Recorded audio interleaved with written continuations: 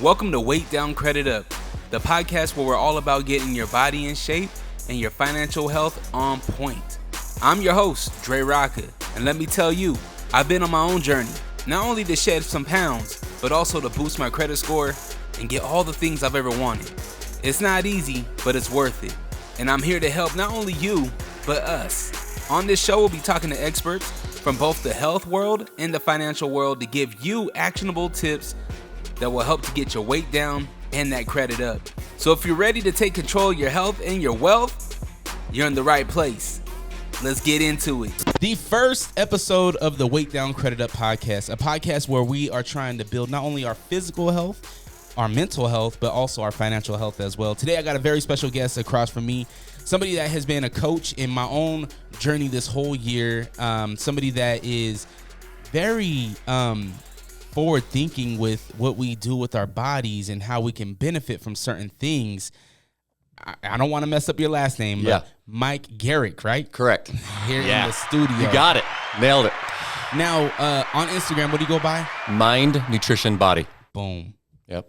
And you're a complex guy. Mm-hmm. Not only are you a trainer, you're a guy that has a lot of knowledge in the health category, but you're also a firefighter. Mm-hmm. So what I want to do is I want to take a step back. I want to get to know you a little bit. Yeah. So where did you start this whole journey of health and wellness? I think there's a couple of different layers to this. I mean, first when I was younger, my dad was an alcoholic. He passed away a few years ago, and I watched that, and that affected me. That affected me dramatically. And my mom, she introduced me to nutrition. And then as I started to get a little older, like junior high school, I started to get into fitness. And that was so powerful because, you know, when you're growing up and you're trying to find yourself, you don't have anything to anchor to. So some people have sports, some people have, different things. I didn't have anything other than the outdoors. My dad gave me the outdoors. And that was a very powerful tool. But I needed something else. And me and my brother, I've got 5 brothers, but me and my brother Silas, we found fitness, and I just fell in love because of what it gave me. It was a way of building up confidence. And at the time, I didn't study the mind at all at that age. At the time, I didn't realize that I was using the body to build the mind and build that self-esteem and that self-confidence. And it was so powerful because we would go over to the store on the weekends and we look at the Muscle and Fitness magazine and be like, oh, I want to look like that. I want a chest like that. I want arms like that. And then we would go to the gym and we'd work out and go back to the store and we'd try to go and find food that would match. We didn't know anything. We were trying to learn out of these magazines, right? But we just knew we felt really good doing it. And we bonded together and we, the people at the gym, it was just a great experience. And so I think that was the first layer of it until I got into the fire department. Mm. Yeah. So you and your brother, you got 5 brothers. What do you fall in the line? I'm second youngest. Okay. Mm-hmm. So no older brother was like, hey, this is what the brother that you said Silas? Yeah, he's younger. He's young. He's my youngest brother. So is he the baby? Yeah, so he's the baby, but he was so fit. He played sports, and it was interesting because I watched him, and his secret was a lot of what I try to apply today, which was consistency. His consistency was unlike anybody I've ever seen. He never quit. He never missed for 10 years, and that's why he was able to push his genetics, his genetic potential so high.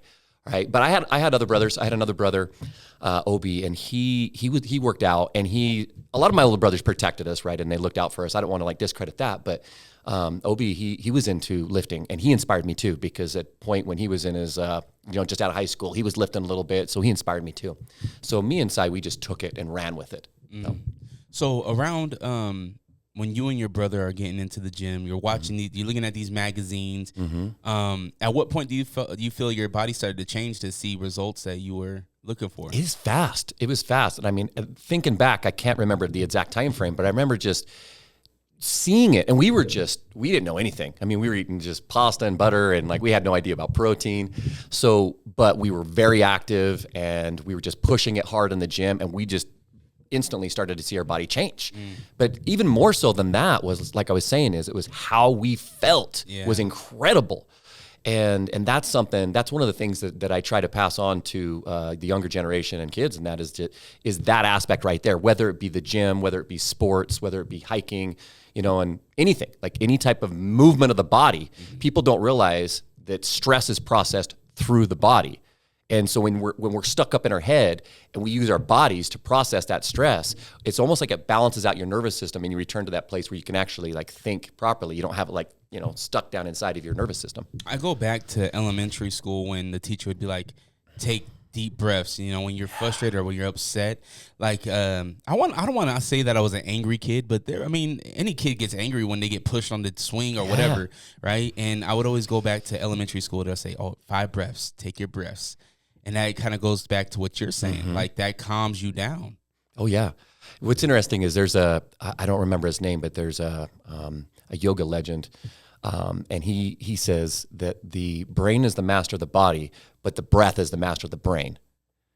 So the only way you can override your brain is through your breath. And this is why meditation and deep breathing and Navy SEALs, they talk about mental toughness and how breathing and learning how to breathe properly is the number one way to increase mental toughness. I remember reading multiple books about the SEALs, and I was like, what? That can't be right. And then I started to do it, and I thought to myself, wow, this is one of the big secrets. It seems so simple and so easy.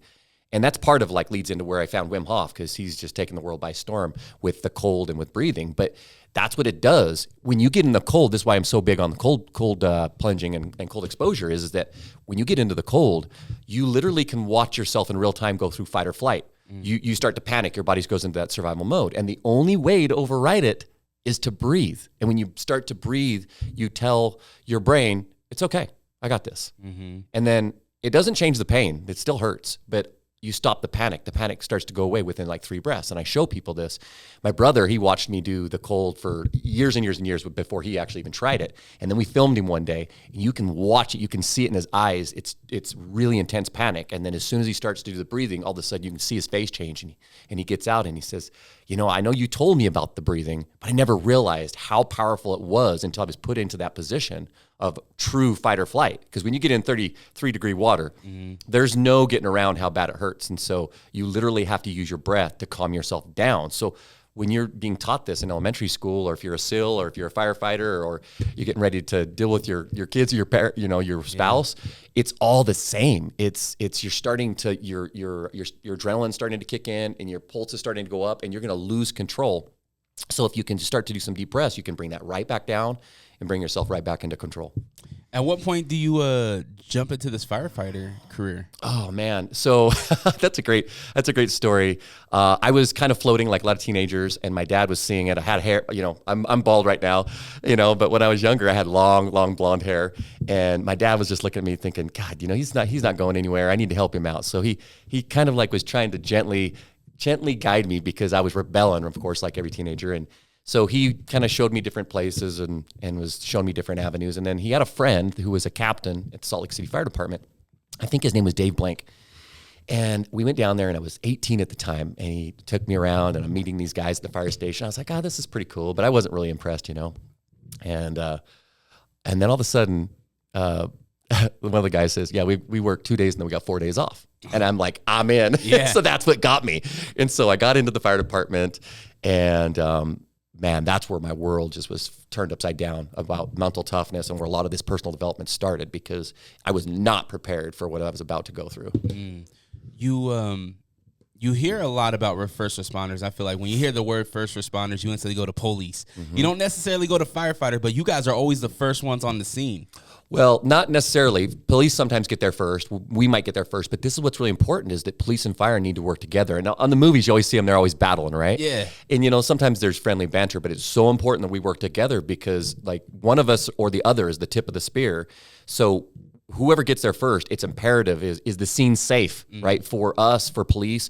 Hopefully the police get there before us to make the scene safe, because that's their job, right? Yeah. But we need to be able to identify it and to be able to help them and watch their backs as well. So they'll get there first sometimes, or we'll get there first. But either way, we have to have each other's back. How long have you been a firefighter? 27 years. Damn. Yeah. Actually, I can retire this year at 40. I'll be 47. Damn. Yeah. I won't yet. The coaching is what I'm looking to do. Yeah. But I can. I'll have 20 years full time, and the rest is part time. Part time doesn't count. What's the how do you get into being a firefighter? Is it just you go to the firehouse and you apply, or what? It's changed a lot over the years. You used to be able to just go in and kind of talk to the guys, develop a relationship with them, and then they usually have an in-house training. Now they have they have an academy. Like Salt Lake has their academy, so we go down, we send our people, they send their people through this kind of joint academy, and you have to go through this academy that lasts what is it? I think it's like 15 weeks or something, and they just it's like military training. You go down there and they just drill you and just physical and mental and all the fire and the medical and everything. And then if you pass that, then you come back and then you do kind of like an internship at the fire department, and you're on probation for, I believe it's a year. And then they put you in place, if you make it through those steps. How are firefighters paid? Is it through the state? Yes, through the state. Mm-hmm. So are you guys paid the same way like cops are paid, on like salary base? Mm-hmm. And it's depending on the department, it's going to be different. Like some departments are rural, and they'll do they have what's called a volunteer, or a volunteer paid volunteer. So sometimes they just come in and volunteer, and it's for free. And other times they'll come in and they get paid when they come in and they actually work. And then as they start to progress and it gets bigger and it's a bigger community, a bigger city, then they'll start to get part-time. So they have part-time hours, then they'll be full-time, and we're full-time career now. We don't have any part-timers. We used to. Well, that's good. Yeah. So it's really, it used to be very competitive. It's, with all the change and the way the nation's going now, it's not quite as hard to become a firefighter now as it was. But it goes in and out just like anything else. Is there back in, you were there 2001, right? We had 9/11, and I feel like a lot of people put a lot of love on firefighters, but I feel like the firefighter love hasn't been the same. Mm-mm. You think about books and stuff. What would you see? Firefighters with the Dalmatian. Which, can you answer that?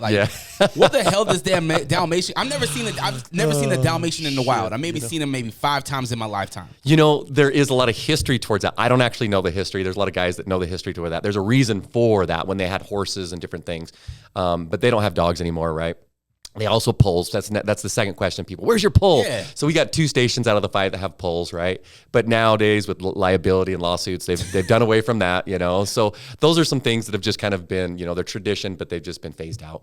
Do you feel like the love for firefighters has I don't want to say respect, because I feel like people respect firefighters, but it's not publicized no more. No, it's not. And I think that just like everything else, just like police and fire and politics and everything else, like it's just. I don't know, man. Because a lot of people, I'm dating, right? And I'm when I was dating, I have a girlfriend now, but when I was dating, it was interesting because I thought that there was still a lot of love for firefighters, and a lot of women would tell me, hey, that firefighters have a really bad reputation right now. And I'm like, no. And I'm like, what do you mean? And they said, oh, just adultery and just cheating. And I'm like, really? So I don't see that at our department, right? But I could see where that would happen. And I think it doesn't have anything to do with the firefighters necessarily. I think it has to do with just the way that things are going in general. And people can't hide. They can't hide the stuff that they're doing. And it's really sad because, the fire department is supposed to be about holding your brothers to a higher standard. Right. And if you see, like, if I was there and I was working with a guy who was married and I saw him doing something that I thought was inappropriate, I'm like, hey, like, whoa, what are you doing, man? Like, that is so messed up. Like, it's inappropriate. Like, don't do that. And you should be, protecting your guys, right, from themselves and holding their standards and your standards high. Because that's what I always believed a firefighter should be.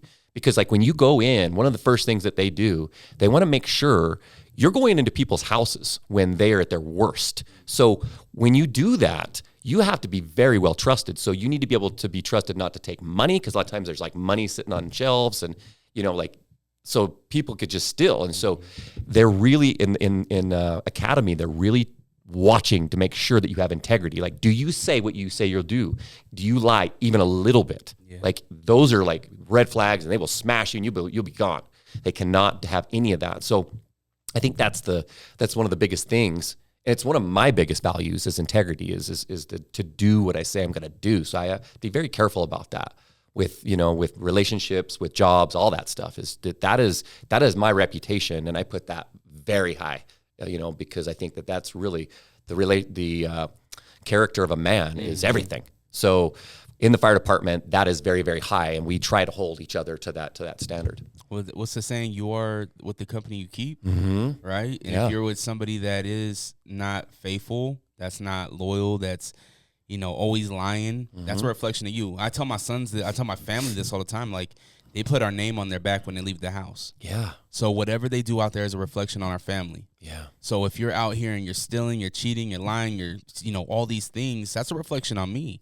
I didn't raise you that way. Yeah. You know what I mean? And I'm sure your parents didn't do the same. Right. Like we need to, and it's not just a firefighter thing, it's an integrity thing, like you said. Like, these are values that we need to put on people. Well, and I think that, to me, that's one of the things that I'm trying to implement more into my program is being a man of character, being a man of value.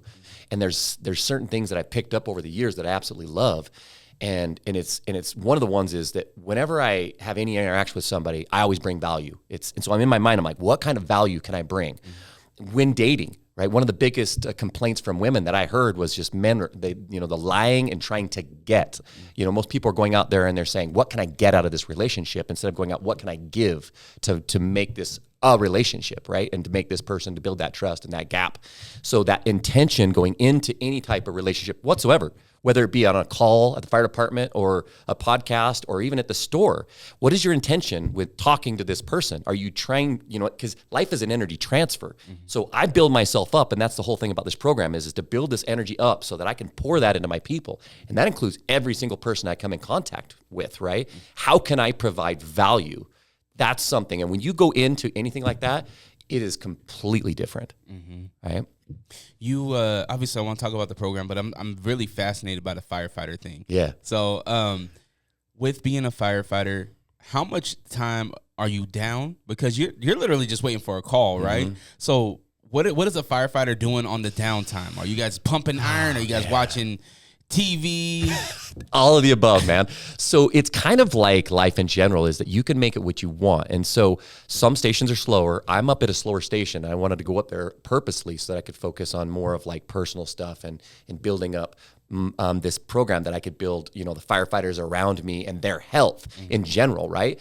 A lot of other stations are much busier with calls and, basically busy work with like tours and administration will have you do certain things. And so guys are busy like all day long doing stuff. But I tell people, like, the reason why we have so much downtime is the amount of stress that we encounter. If you took all the stress of a normal person, a 9-to-5 job, and you took all the stress you have in 30 days and put it into 1 or 2 days, that's what it feels like.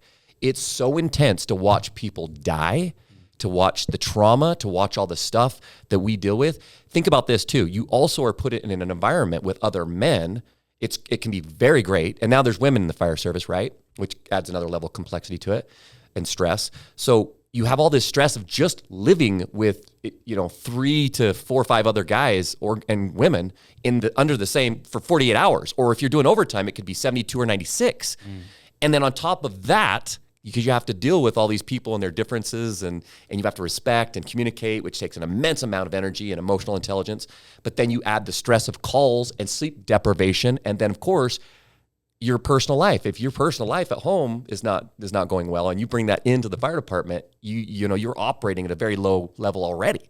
So you take all of that. It's so stressful. So we need a lot of downtime, like a lot of like hanging, chilling in the chairs, joking, playing sport. Not sports, so much because they pretty much, done away with those with liability now, but like gym time, walks, talk, guys at the fire department talk and laugh a lot because that's, talking and processing, but also humor is one of the biggest tools that firefighters have to basically like release and let go of stuff. It's super, super important. So yeah, there's a lot of downtime. What's a firefighter sleep schedule look like? Is there some people that are on, some people that are off? So it's a 48-96 is what we go off of. So we're on for 48 hours and then we're off for 96. So we're on for 2 days and off for 4 days. So we can be called at any time during that time. Now, are we? No. Our station, we get anywhere from a couple to 3 or 4 or 5 calls a day. Some stations, they're upwards of like 8, 9, 10, 15 calls a day, right? It can be very, very busy, but you add on tours, you add on training, you add on public walk-ins, family coming to visit, working out, cooking. You're busy all day long, right? So you're as busy, and you're in and out of that flow because sometimes you're crazy busy and other times you're not at all. Right. So, but you have to take advantage of that downtime so that you can deal with that stress. Because when it hits, Yeah. man, and you're like on a wildland fire for overnight, or house fire that lasts 10 hours, or back to back medicals. When you go down, you get woken up in the middle of the night and have to go down to a transfer. You take the ambulance down to Salt Lake 2 or 3 times, and you're like you're fighting to hold your eyes open. You got 3 of your guys in the back, and you're thinking, if I fall asleep, I'm going to kill everybody in the back, right? So it's highly stressful. And this is what's really interesting is that the mind is fast to adapt, but the body has a threshold for stress. So guys at the fire department don't realize that. So a lot of times their body is starting to break down, which includes their nervous system. And their brain is just like, okay, what? Because we're trained to like go on a call, even if it's like a full rest, the guy dies. And then we go and we're like, okay, clean up, get ready for the next one.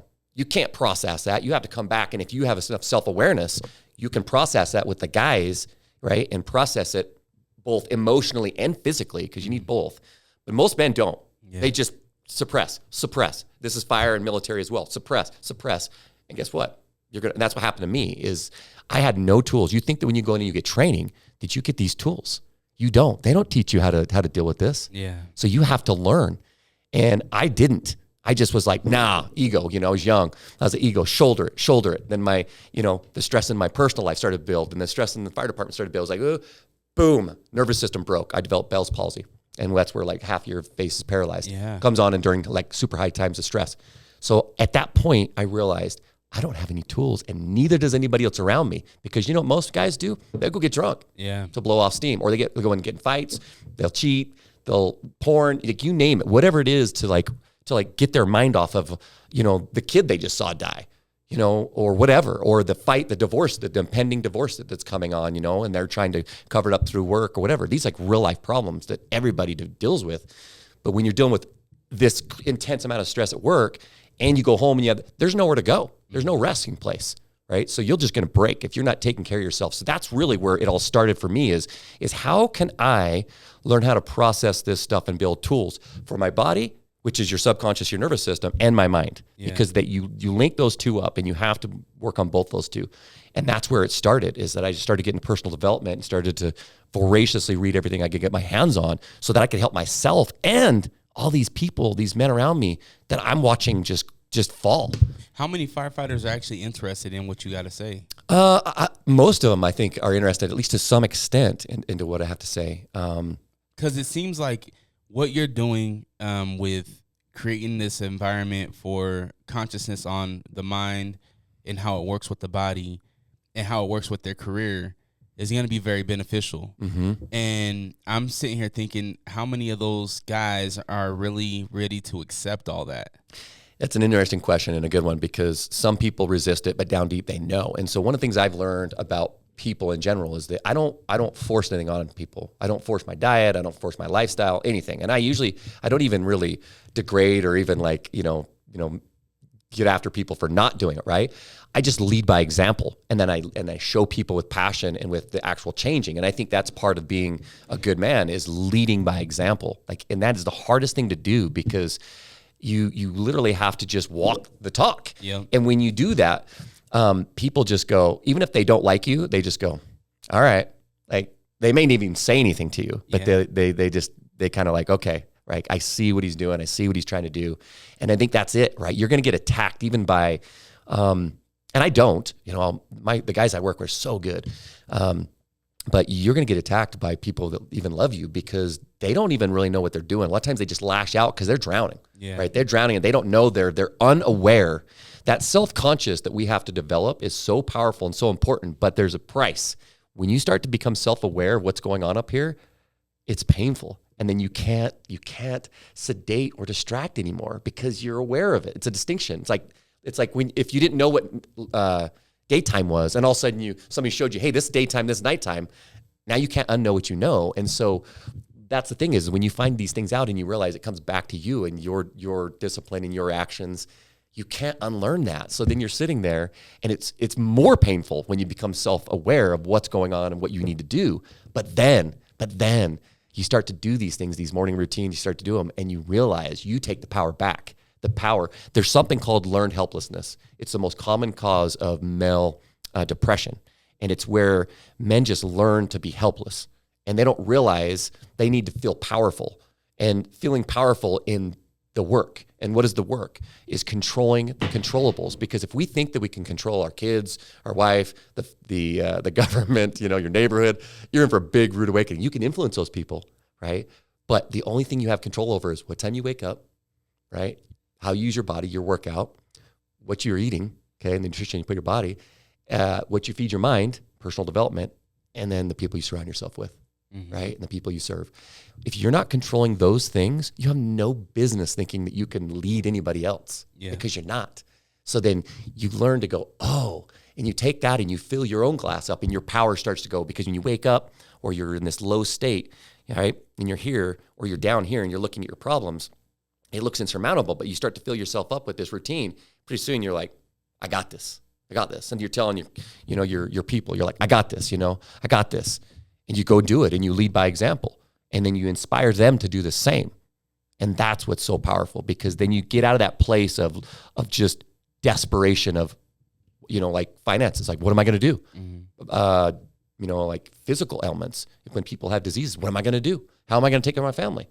Right? Like that state is so low and so detrimental. That's why I think suicide is so high. But as soon as you get to the point where you start adding meaning to the work, and you start to raise your own frequency in your state, and you start to fill your glass, and you get that power, and you can pour that power into all your people, that's when everything comes back to you. And you just, so you start to reframe all this work. It's for me initially, but now it's actually for my people. And that just, man, that's rocket fuel. Such a big confidence boost too. Like that, just building yourself up in that way. What you said really hit home, because in July when I herniated my disc, I text one of my really good friends, Will Wonder, who's another guy who's been like side by side with me on helping me on my weight loss. I text him, I was like, bro, I can't do another surgery. I can't walk. I can't stand. I can't do another surgery. Like right now is the worst time for me to be down. And, his words of like, yo, like we're going to get through this. And you too. It's like, the more that I did and implemented a lot of the workouts you guys would send me and change nutrition, I was like, oh, well, I'm back on my feet. Oh, well, I'm able to stretch now. Oh, now I'm able to lift a little bit more. Yeah. Oh, now instead of doing 5 minutes on the treadmill, I'm able to do 10. Instead of 10, I'm able to do 15. Yeah. And I can do incline a little bit more. And I'm up, I'm filling up that bucket, like you said, and I'm looking down at the problem that I was having before.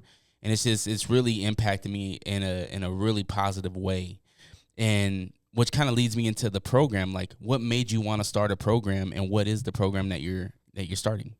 So it's just like that. It's my journey. And so one of my coaches, he said this, and it was one of the most powerful things I've heard in the last decade. And that is our purpose is to acquire what we admire and then give it away to the world.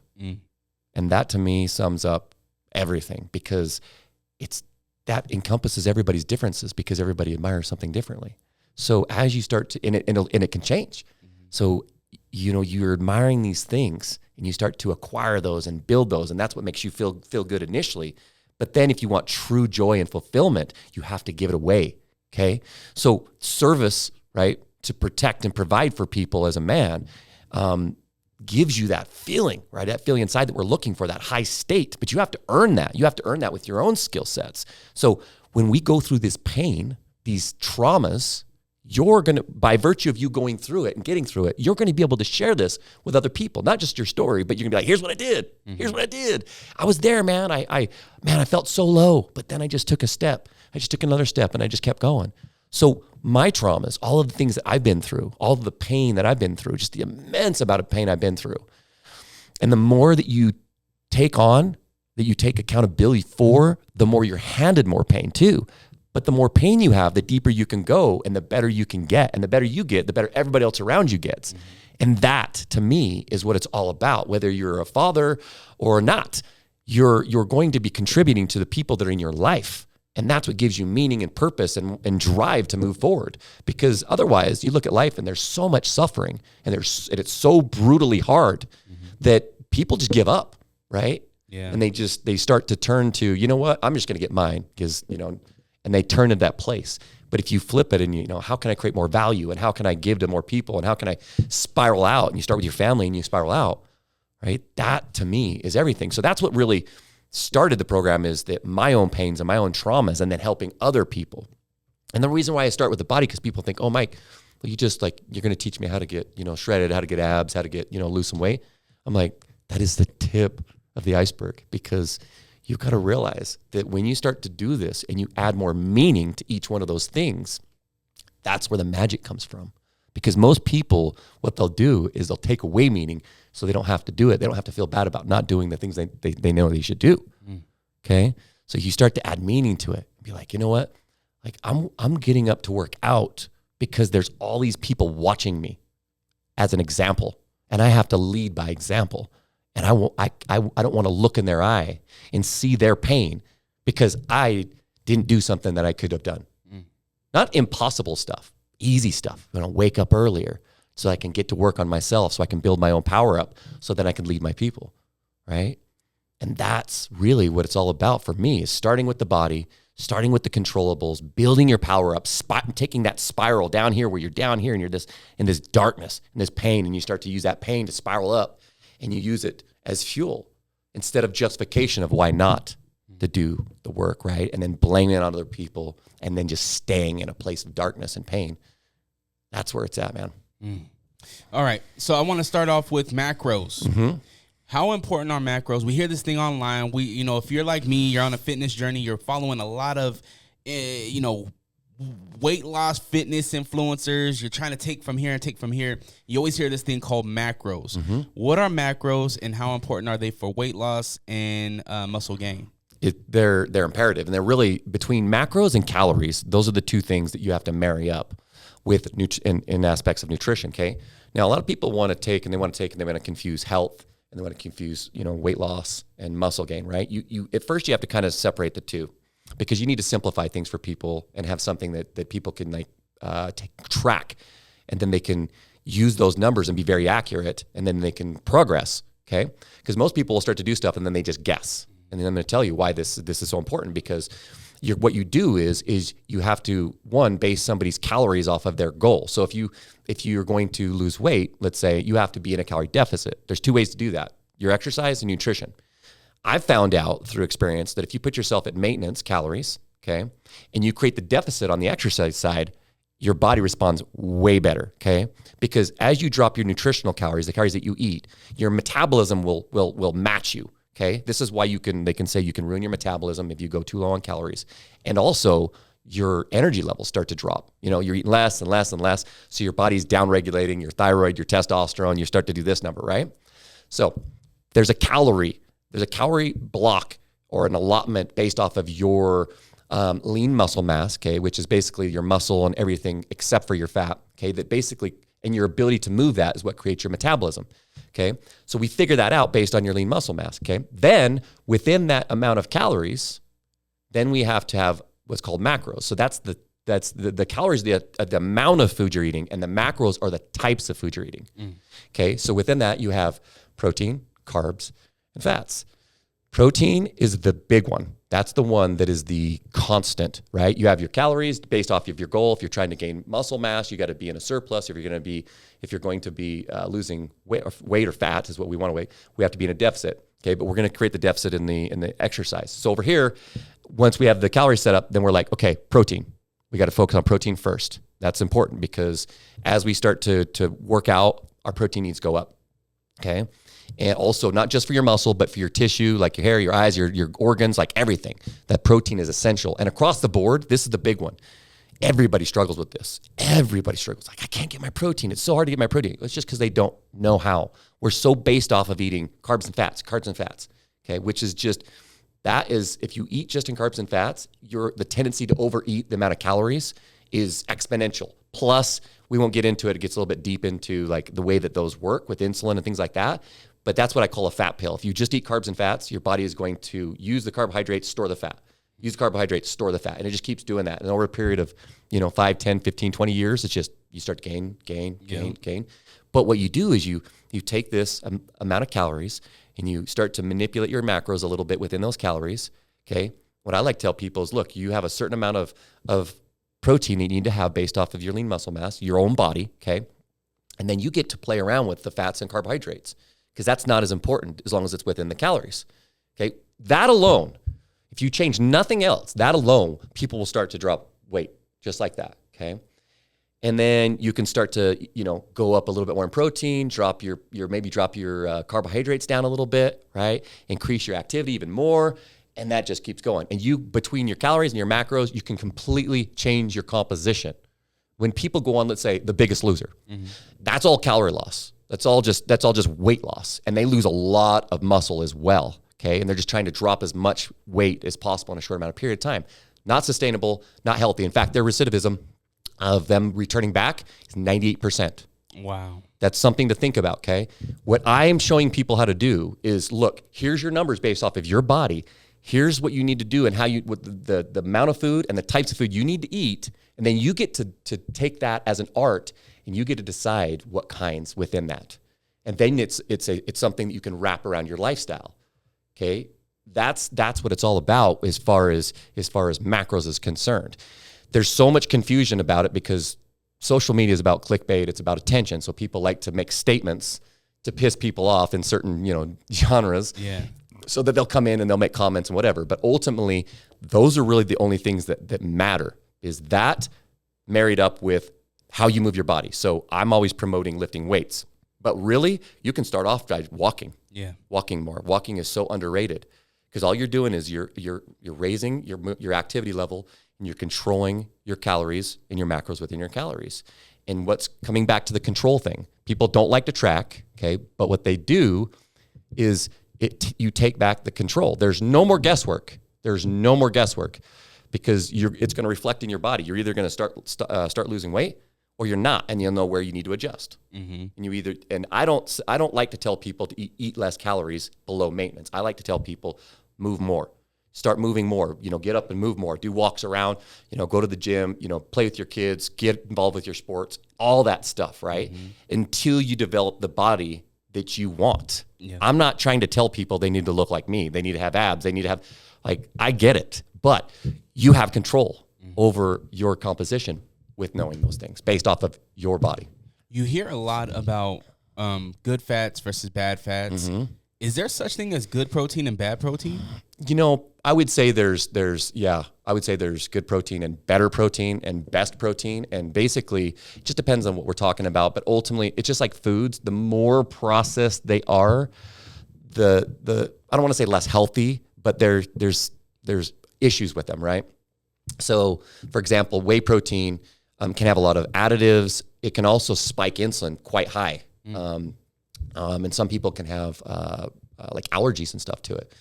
But it's a little bit more processed. And the way the body works, it's not as good as, let's say, a nice steak or some ground beef or a good piece of fish, or that is like ideal. And then, of course, you can get into the level of grass-fed, organic, and then you go way out into that field, right?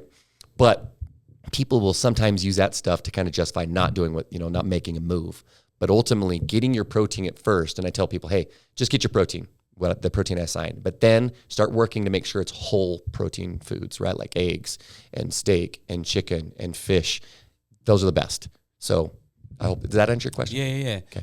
Because even down to like the oil, I think that might be the biggest problem with people that want to lose weight, but they don't really have the education on it. And a lot of it, obviously all of it's on you, right? You have to go get the education. The person listening to this podcast, they seen the title, they see who's on it, they're interested, they want to learn, right? But there is a lot of, I don't want to use the words misinformation, but if you don't know, you don't know what you don't know. Yeah. So how do we find, I guess I don't want to say the truth, but what's really going to help me and what's really not going to help me? Because I didn't know nothing about the whey. I thought you needed the whey protein. Well, you can, right? And whey is actually a very easily, quick digestible protein. But just because that's the case, it's good to do it pre, intra, and post workout, right? Because you don't want to have a steak on your stomach digesting while you're working out, right? Yeah. So there's a really optimal time for that. But that doesn't mean that you want to be drinking nothing but whey protein all day long. Does that make sense? Yeah. So this is what the social media has a tendency to do. They love to take information and then take it out of context and then argue about it. So there's a lot of truth to a lot of the stuff that's out there, but it's like you said, is well, where do I start? And if I was to tell people one thing about nutrition and diet, if you want one thing, right, that this is all you have to change. Okay. I used to say, just eat whole foods. Okay. Get rid of try to get rid of the amount of processed foods. But I come back to something even better. And that is eat protein with every meal, animal protein with every meal, and eat it first. If you just did that, it would be massive. You wouldn't have to control hardly anything else. And when I mean that, not just a tiny little bit, 3 to 4 ounces, chicken breast, steak, fish, ground beef, ground turkey, whatever animal protein, okay? Because the way it's digested and how your body reacts to it's different than like a protein shake, okay? So if you did that, you eat 3 to 4 ounces every meal, and you eat it first. That's all. That right there. And there's a lot that we could unpack with that, but that right there would change everything because one, when you start to eat protein, you become very satiated and you're not as hungry anymore, okay? And also, if you eat that and then you eat some other stuff with it, when you eat carbohydrates with it, it blunts the insulin spike. Whereas if you ate, like, let's say, go to Texas Roadhouse, you got a delicious sirloin and you got those awesome rolls, right? Yeah. Everybody loves, okay? So if I go and eat the 11-ounce sirloin, the 8 or 11-ounce sirloin, I might have 1 or 2 rolls max, and my blood sugar is barely going to spike. If I flip it and I eat 8 of those rolls, which I have done, okay, that insulin spike is going to spike and then it's going to crash. And when it does that, okay, not only is your mood going to crash, but you aren't going to be able to eat your steak now. Yeah. And all of that stuff, when your insulin goes up, it's almost impossible to burn fat. And this is what happens, right? It's this crash, and then that actually leads to diabetes eventually when you do that. So just eating the protein will blunt that spike and prevent you, just by virtue of eating the protein, overeating carbs. How important is water intake, and how much should we be intaking as an individual? Man, I think that water is one of the most important things next to breathing. But it's one of those things that people, as we pause to take a drink, right? Yeah. It's one of those things that it's so subjective, and it's hard to see the difference, right? They say, water is within the body, right? That's one thing with my back issue. It's like the spine itself has a lot of water in it. Mm-hmm. So that's honestly my why I drink water is like, I feel like if I drink more water, in my weird brain, it's like it's going to help my back heal. Mm-hmm. Well, it's the low-hanging fruit. This is like breathing. This is water. This is why I say in the morning, first thing I do, I get up, I go hydrate, right? I go drink water. And in one, it's to get me out of bed. It's that initial, all I got to do is walk into the kitchen, right? Walk in the kitchen, I'm drinking 24 to 32 ounces, and I put either a little bit of salt or a little electrolytes in there, okay? So it helps you hold on to the water better. And do I notice a crazy amount? No. But this is what stacking small wins is all about, is it might only be 1 or 2%. But if you're doing that, and then you do some deep breathing, that's another maybe 5 or 10%, and then you go get in the cold water, that's a good 10 or 15%. Then you go work out, that's a 50%, right? Then you control your diet, that's another 20 or 30%. You're on fire. You're operating at Mach 3 because you're stacking these tiny wins, and that's the beauty of them, is they're easy to do. But if they're easy to do, they're easy not to do as well. And the way that the body works with hydration is, as you become more chronically dehydrated, it just adapts to it. So you have to overhydrate as you go sometimes. And that's why I tell people, bookmark your days with hydration. So drink a ton of water first thing in the morning with some electrolytes, and then try to drink a bunch of water before your last meal with some electrolytes, and then do it, in between and during the day. So to answer your question, how much water should you be drinking? I like to go off of the take your body weight, cut it in half, that's your ounces in water, okay? That's what I like to say. You can even do your lean muscle mass if you want, right, to make it a little bit more accurate. But that gets you in the ballpark. If you're a contractor or you're a carpenter, you're outside in the sun, you're going to be drinking a couple of gallons a day. Yeah. You're drinking way more electrolytes if you're running marathons, so on and so forth. If you're somebody sitting at a desk, right, you're going to drink a lot. You're going to drink less water. So you got to take that, play around with it, see what happens, right? But also coming back to something is purified water, is try to get purified water, because now with the fluoride and the chlorine and all this stuff in the water, it's very important to drink purified water. So as purified as you can. I have a desktop or a countertop reverse osmosis machine that I use that's pretty easy and pretty nice, but they have these built-in ones now.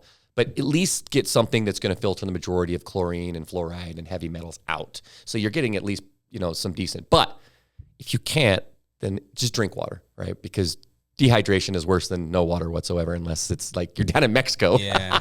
Reverse osmosis machine. Yeah. Isn't that a little overkill?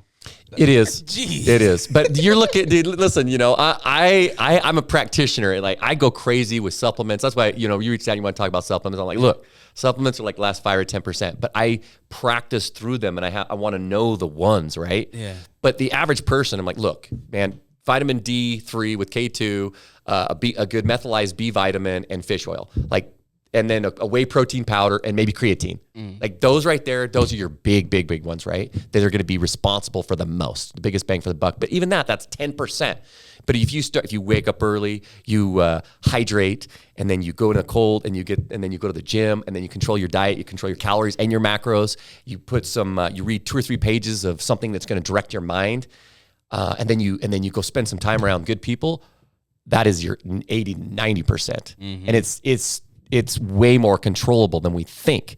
But we think it's this other stuff that we need to do, right? Yeah. So if we can just work on those and a little bit at a time, and just keep leveling up and stacking those wins, right? So we can build that power up and become very self-aware of what things make you fit. Because a lot of people are like, Mike, I'm not going to get in the cold water. I'm like, I get it. Yeah. I get it, man. I'm a psycho when it comes to that stuff, right? I love it. To me, the 15 seconds of intense pain is worth the 4 hours of incredible energy and clarity, mental clarity, and testosterone and adrenaline. But some people are like, I'm never going to do that. Okay, cool. Well, can you turn the shower cold? Can you splash some cold water in your face? You might be able to do that. Yeah. Can you go outside in the cool air and do a walk around the block? Okay. It all counts, right? So scale but never miss, as I tell people, is once you have a routine, you start building this routine. Scale but never miss. Drop it down to a minute, 5 minutes, 10 minutes, whatever you can do, but don't miss it. When you decide that thing, just like integrity, when we decide that integrity is the thing, we don't go, hey, you know what, I'm going to do integrity 80% of the time or 50% of the time. And 50% of the time, I'm just going to lie. Yeah. We don't do that because we know how important it is. Its return is so much exponentially important. So it's the same thing with these things, that you do the research and you do it and you experiment with yourself and you go, oh, when I drink water, I do feel better. I need to, you brought up a really cool thing, integrity.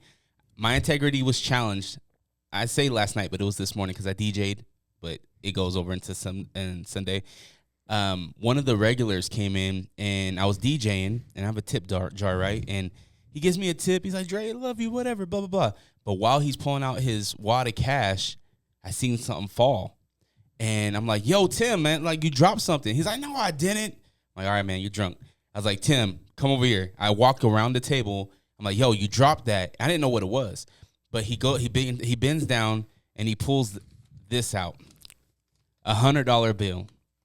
And I'm like, Tim, that's $100 bill. He's like, it's yours, Dre. And it's like, if I didn't have that integrity to tell this man that he dropped something, how would that impact me leaving the bar? You know what I mean? Mm-hmm. Is that yeah, obviously I got a nice gift, right? This is awesome. Biggest tip I ever got.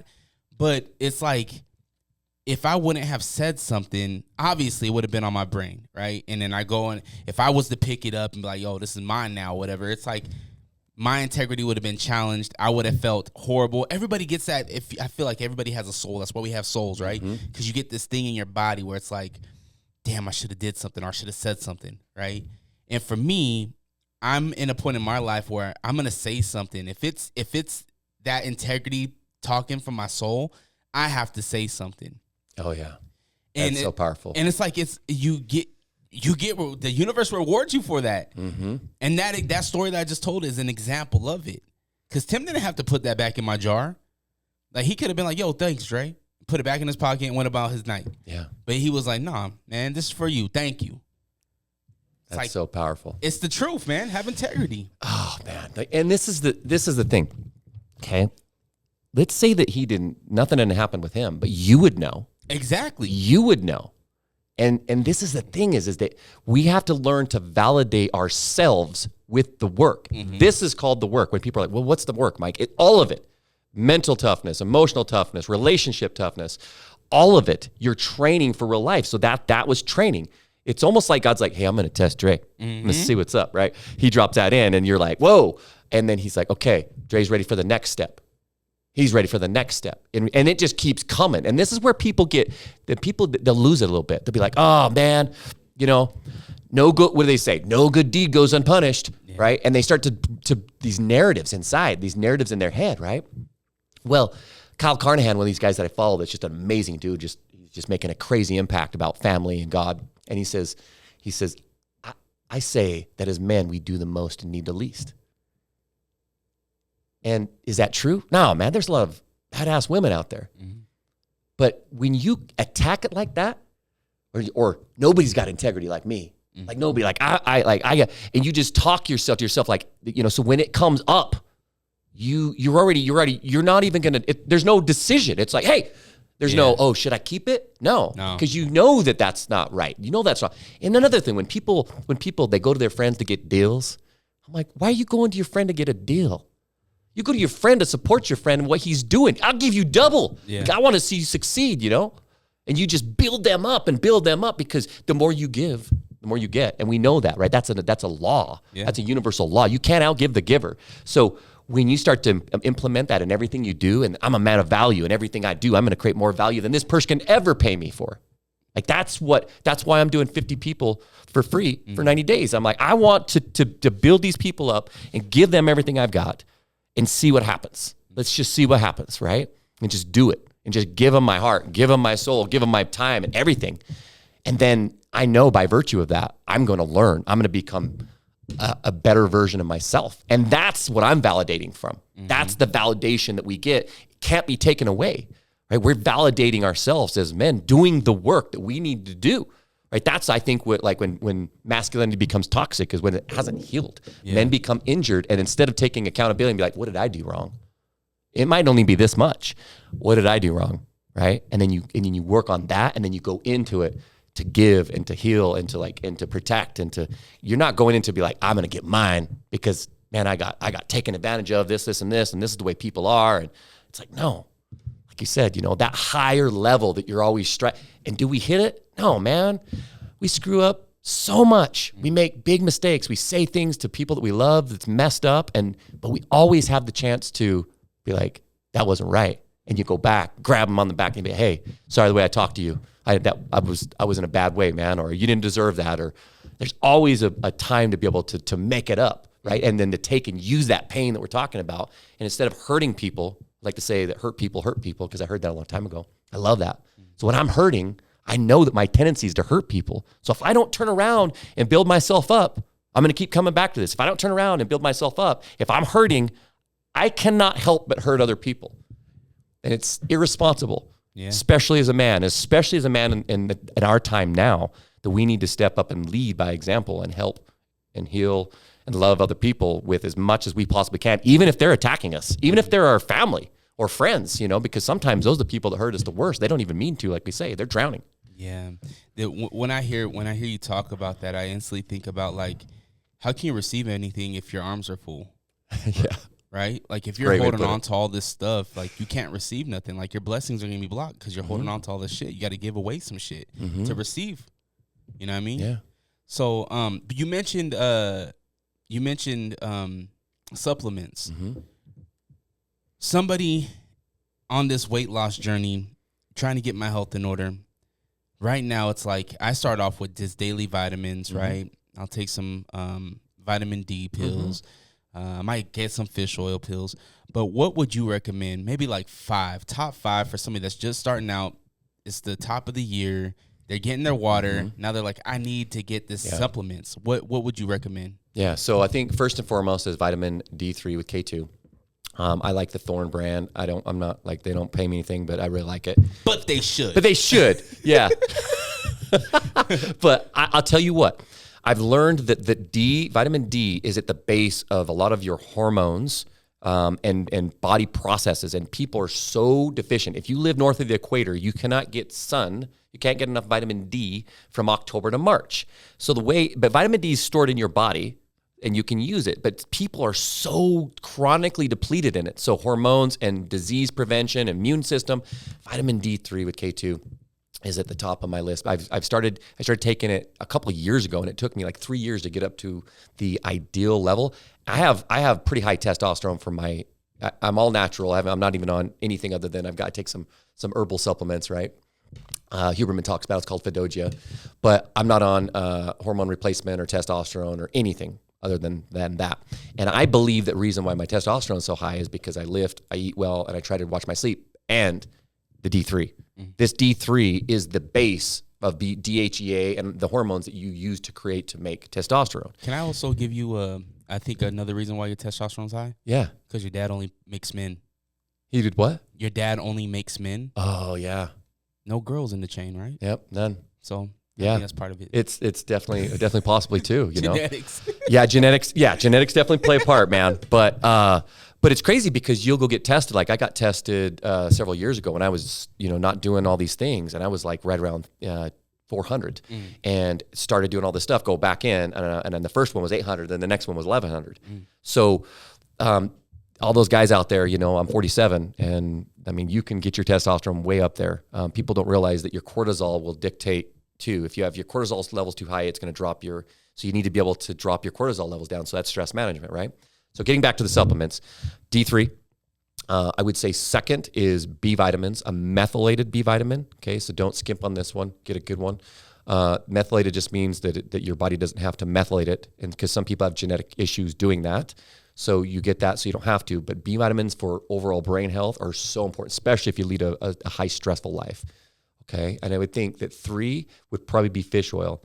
And I laugh about this because I don't really notice any difference with me taking fish oil, but the data is there. Like it's just it's like creatine, right? The immense amount of data is there in taking it. So I just take it off and on, right?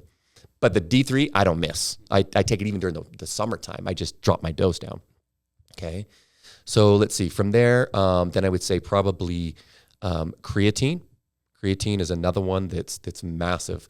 That is huge, especially if you're lifting weights. If you're not lifting weights, then probably it's not a big deal, right? And if you're eating enough protein, you probably don't even need it. But it is one that you could actually use. That actually can give you an edge in the gym. Some people are saying it's almost a nootropic now.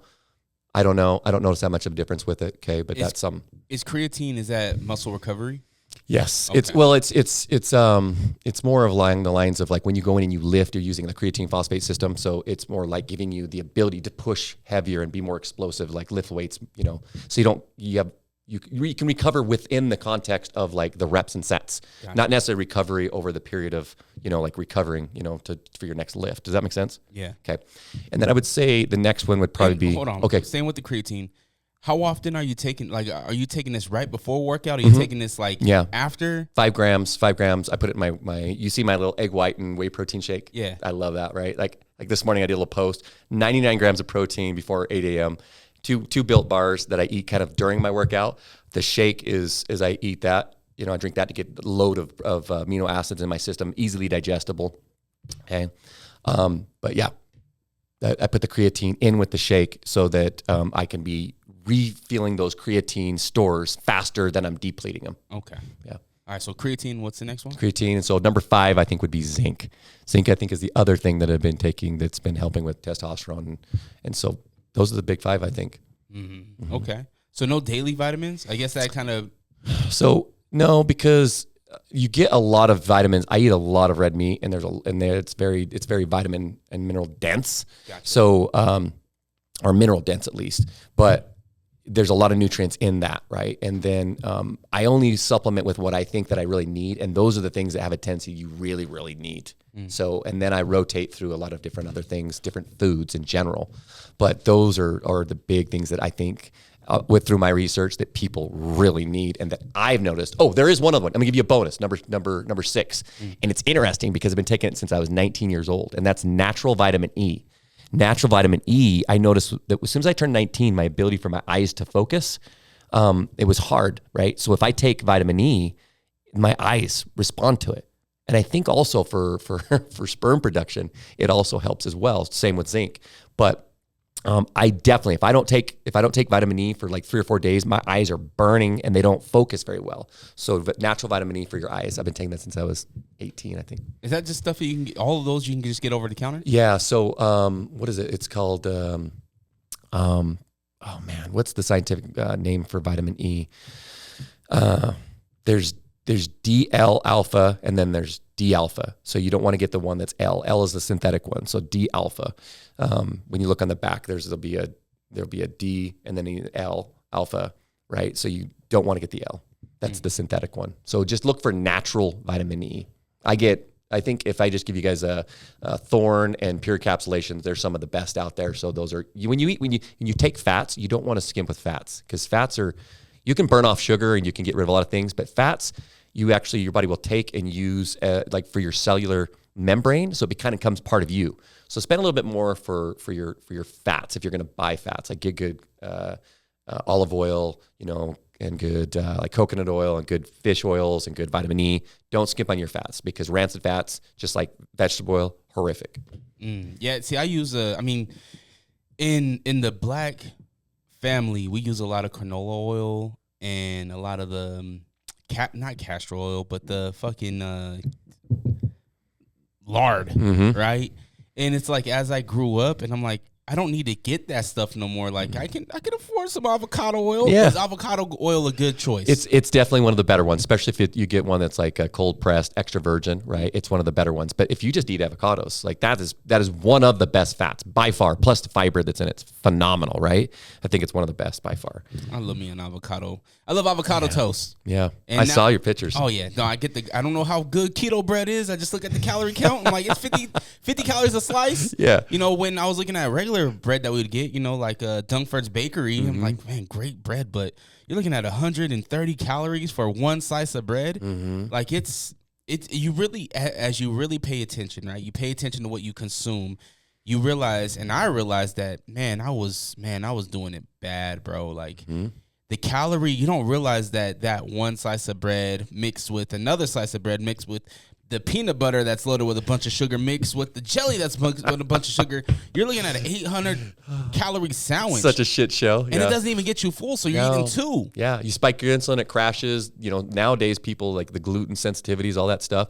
So it's like, tell people, man, ditch all that stuff, man, and eat your eggs. Get your eggs, steak, coffee, man. Boom. Use cream in your coffee. Don't use, sugar or creamer. Like if you do, use a little bit. My hell, it's like eggs are perfect and they're pretty dang cheap, right?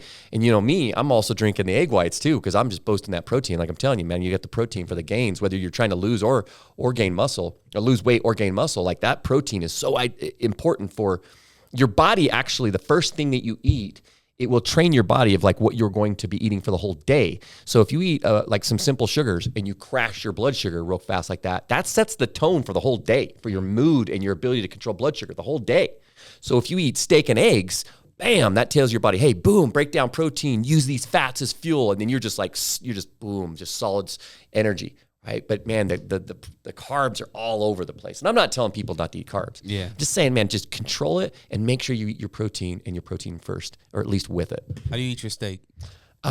Medium to medium rare. Depends on how good the steak is. If the steak is like high quality, medium rare, but I generally like medium.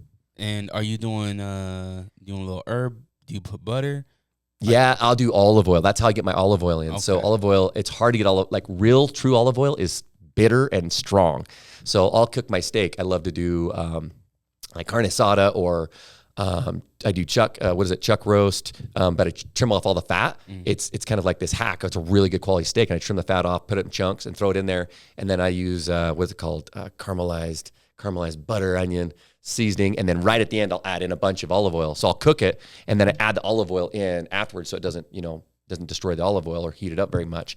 And then I just take that and either put that on a bed of rice, or if I don't want to eat carbs, I just eat that with itself, or with, romaine lettuce, or, whatever you want. But it's like, if you're always like, basing it around of that protein, it becomes really easy. It's just, people have this way of thinking about food. They just need to change it just a little bit. Once they do, it gets easy and it gets fun. Well, and it gets tasty. I'm an 80s baby, grew up in the 90s, and it was always drilled in our mind that fucking pyramid.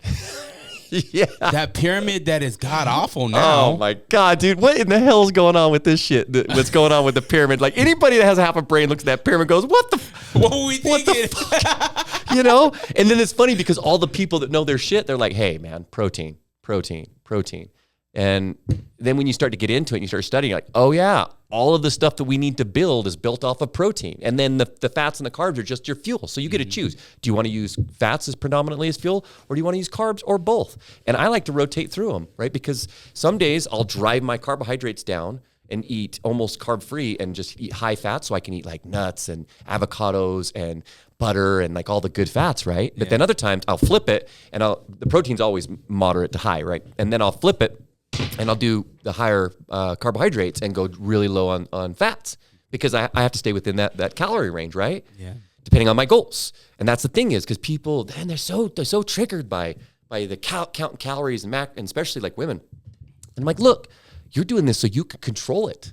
You're taking the control back. And if you want to just be maintenance or go just a little bit above and be comfortable, good.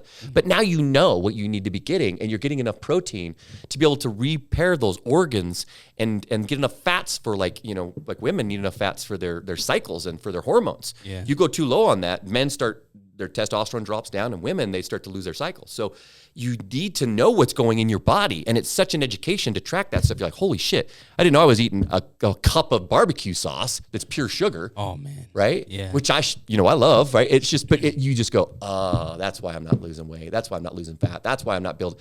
People, check this out. This is an education. People want to build muscle.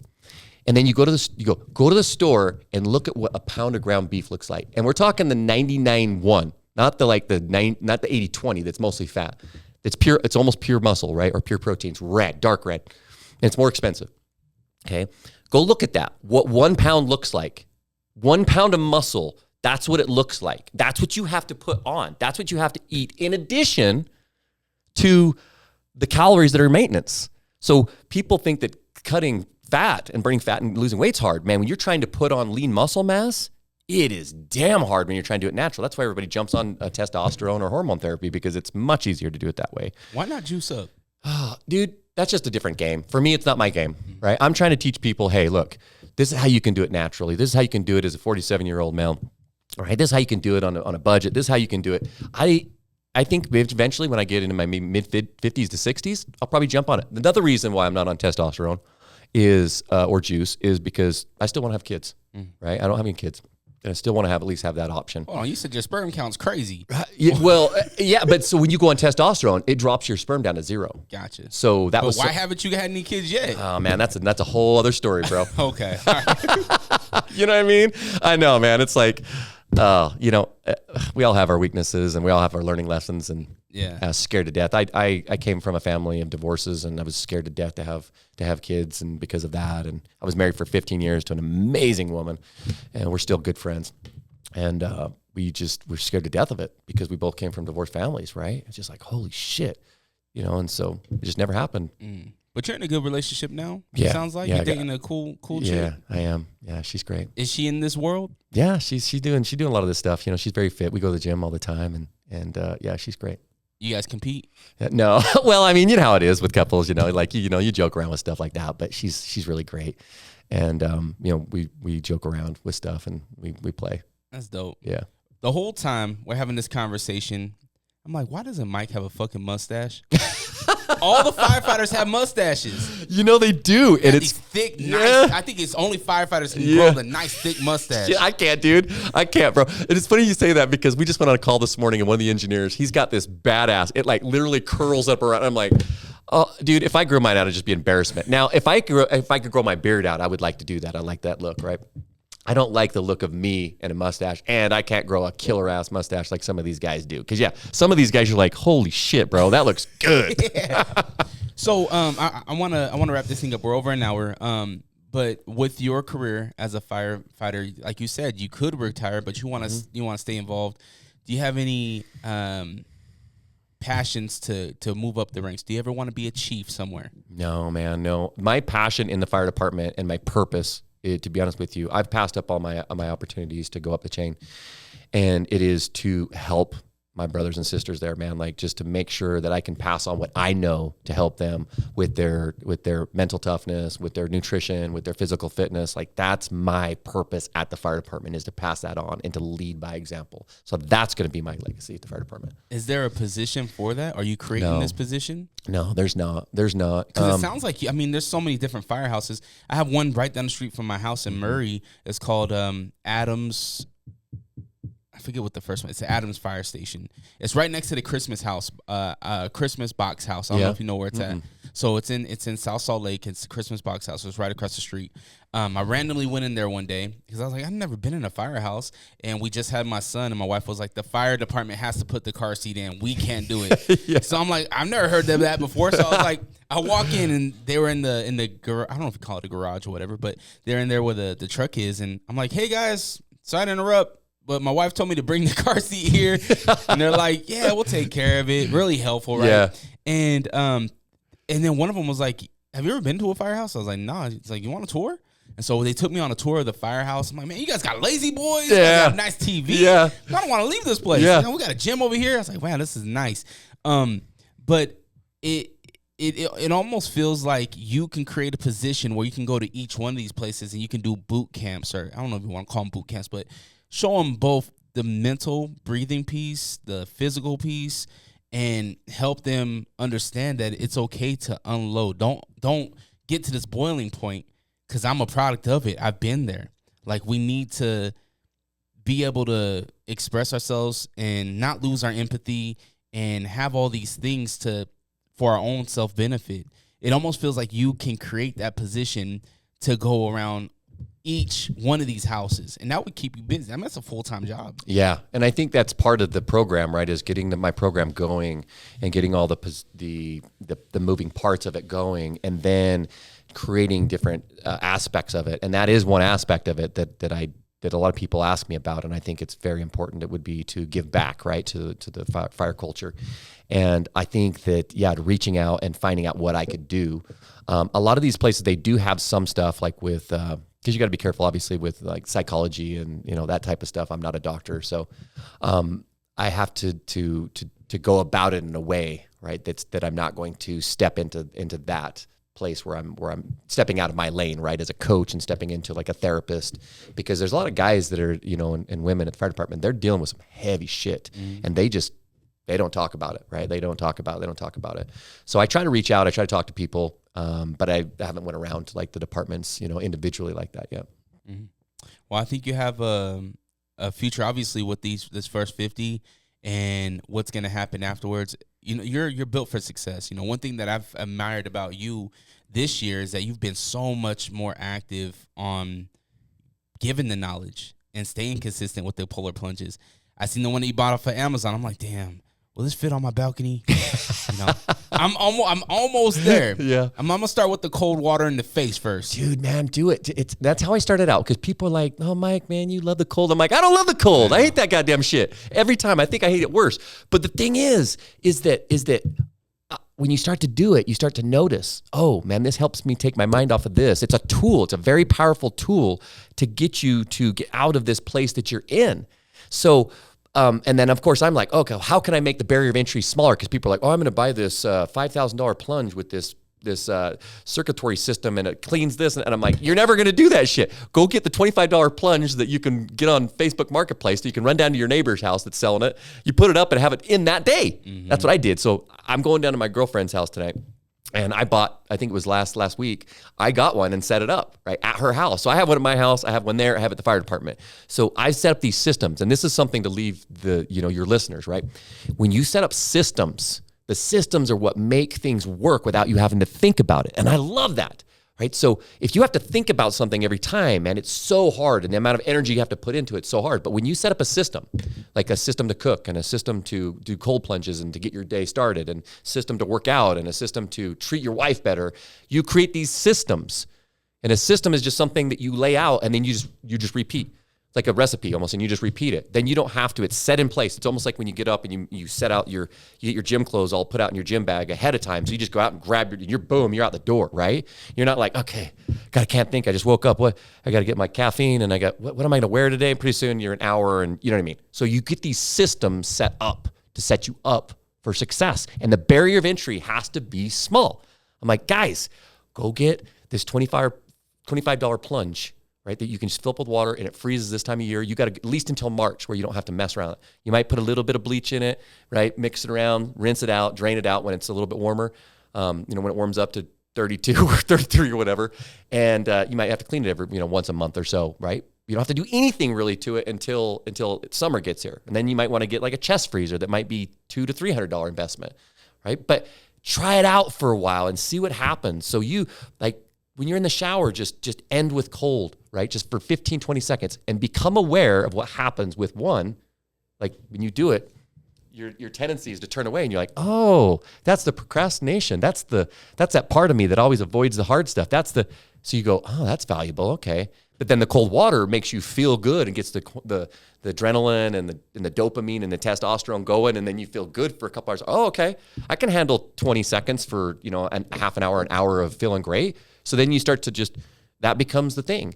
And then then you get to the point where I tell people, I'm like, stop thinking so much, just go do it. Mm-hmm. And you do it and it's done and you're like, you've moved on. But just make sure you do a little bit of research and you decide that it's good for you and then you just make it non-negotiable. Damn. All right. Yeah. Well, Mike, you gave us a lot of gems. I really appreciate you being on. Where can the people follow you? And also, do you take any personal training, personal coaching? If so, where can they get more information? So just find me on Instagram right now, Mind Nutrition Body, and just DM me there. Reach out for details if you want to be a part of the 50. Right, I'm about halfway full right now. Me and Schaefer's got a bet that if I don't hit 50, there's going to be repercussions by February 12th. Big repercussions, so stay tuned for that. That's going to be funny. And so I'm just going to be, I'm going to be coaching 50 for free. And so just reach out to me if you want to be involved with that. If you don't want to be involved with that, like I would love to just, I can give you your calories. I'd love to just be a resource. Ask me questions. I'm not going to try to pressure you or try to sell you on anything. It's all about commitment to me. And if you're not committed to the program, like it's not going to work anyway. So but I want to help. I want to share. So just reach out to me, Mind Nutrition Body.